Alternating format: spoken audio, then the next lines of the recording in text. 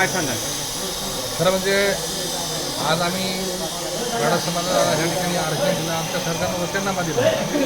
आमच्या शिंदे साहेबांनी सांगितलं होतं की मराठा समाजाला छत्रपती शिवाजी महाराजांचे कसम खाऊन सांगितलं होतं.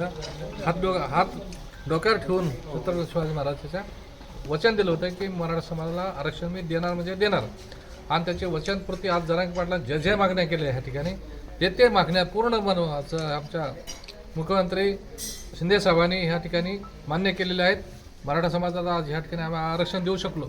आजपर्यंत मराठा समाजाला जे कुजवण्याचं, मराठा समाजाला वंचित ठेवण्याचं जे काँग्रेसनं काम केलं या ठिकाणी, ते आज आम्ही भारतीय जनता पार्टी म्हणून आमचे सहकारी आहेत, आमचे शिंदे साहेब, आम्ही सगळ्यांनी हा विचार केला की मराठा समाज खरोखर आज ह्या मागासलेला आहे का. 70% 80% मराठा समाज हा गरीब जनता, आज पूर्ण दारिद्र्य रेषेखाली जनता जगत आहे.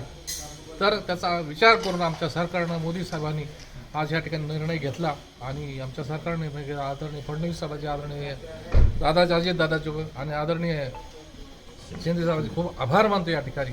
आणि सर, तुम्हाला माहिती आहे, गेल्या 2 महिन्यापूर्वीची गोष्ट आहे.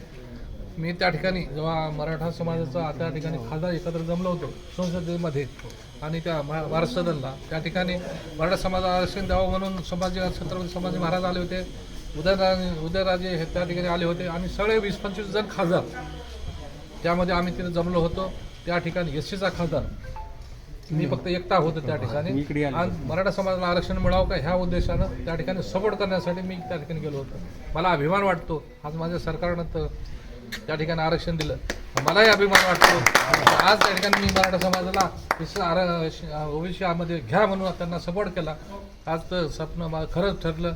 मी परत धन्यवाद मोदी साहेबांचे मानतो, धन्यवाद आमच्या फडणवीस साहेबांचे आणि धन्यवाद आमच्या शिंदे साहेबांचे.